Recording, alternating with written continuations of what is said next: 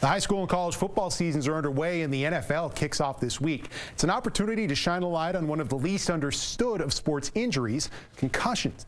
All athletes are in danger of suffering a concussion, but because of the number of players that participate in football and the collision nature of the sport, football has become the tip of the arrow in the medical community's efforts to raise awareness of the dangers concussions present to athletes and to help coaches, parents, and the players themselves realize when someone has suffered a concussion.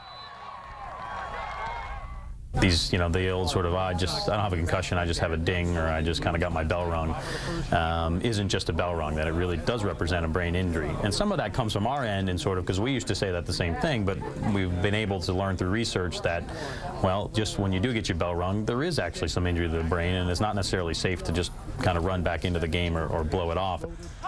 Dr. Gammons will host a free seminar entitled Concussions in Sports, Myth versus Reality next Wednesday, September 15th at the Rutland Regional Medical Center. That will run from 6 until 7:30.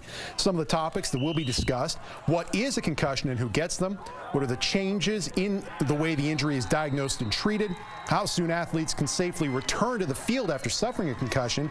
How many are too many to have, and is it possible to prevent them? And while raising concussion awareness is his goal, Dr. Gammons also doesn't feel a fear of the injury as a reason to keep kids from playing any sport, including football. Most kids, and almost every kid with a concussion, will recover fine without consequence and not go on to have problems. So it's only a very, very small minority of kids that are going to go on to have problems. Doesn't mean that we shouldn't try to be very wary of that and make kids safe, but it means in general that, all sports, regardless of that, are really safe.